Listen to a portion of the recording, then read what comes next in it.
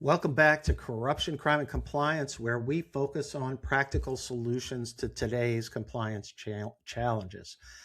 Winston Churchill said, however beautiful the strategy, you should occasionally look at the results. And many multinational companies have invested significant time and resources developing sanctions compliance programs. The policies are in place. Screening software has been purchased.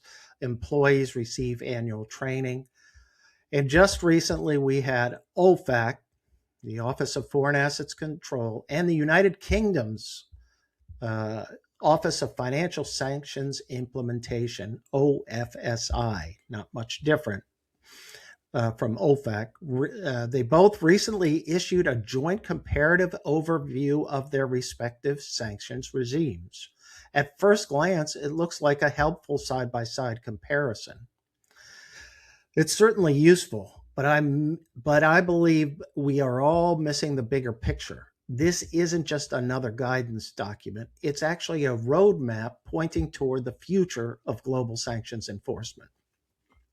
For years, companies approached sanctions compliance geographically.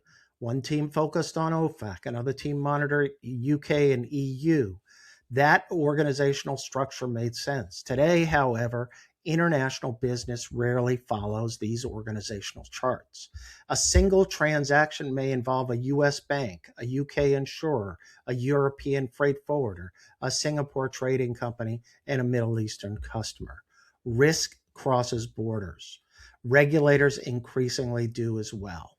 So OFAC and OFSI have steadily expanded their cooperation, and this joint guidance is another reflection and another point in terms of reflecting their cooperation.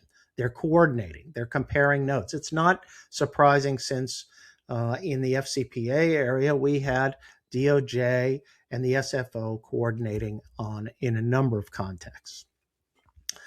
One of the strengths of the guidance, when you look at it, is it carefully explains where the two systems overlap and where they differ. For example, both agencies impose strict liability for most civil sanctions violations. Both encourage voluntary self-disclosures. Both issue general and specific licenses. Both expect companies to maintain effective compliance programs supported by good documentation and timely reporting. But the similarities shouldn't cause companies to overlook a few of these important differences. Take ownership rules. Most compliance professionals know OFAC's famous 50% rule. OFSI also considers ownership, but places significant emphasis on control, not just the amount of ownership. That distinction may seem technical, but there could be a situation where OFAC may view something permissible, and then OFSI may view it as, look, this is a control situation. So there can be situations where judgment, not just software screening, is important. Technology is an important tool, but technology cannot evaluate certain close situations in joint venture contexts where corporate governance may enter. There can be subtle indicators of control, and compliance professionals may have to ask thoughtful questions to get into what the governance structure really is within companies where this issue may arise. So, what should we do? First, let's think globally. Stop designing sanctions compliance country by country. Build an enterprise-wide sanctions framework so that you can satisfy multiple regulators. Review ownership and control procedures. Don't focus solely on percentage ownership. Understand beneficial ownership, but also understand who actually controls the business. Third, evaluate your reporting procedures. Different regulators expect different reports. Make certain your procedures reflect those differences.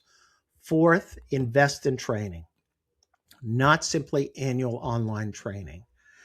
And remember that OFAC has an annual training requirement for those employees and responsible persons in the sanctions area. And finally, prepare now for increased regulatory cooperation. That's where this is going. That's the direction that OFAC and OFSI are going. International sanctions enforcement is becoming increasingly coordinated. Companies should do the same. So this OFAC OFSI guidance is about far more than just comparing legal rules. It's really about the future of sanctions enforcement. Organizations have to continue managing sanctions compliance and should do so on a global sense, not through fragmented regional programs. And enterprise-wide compliance will lead to better performance and better solutions. Okay, folks, remember our motto, compliance isn't about saying no, it's about helping the business to say yes and doing it the right way.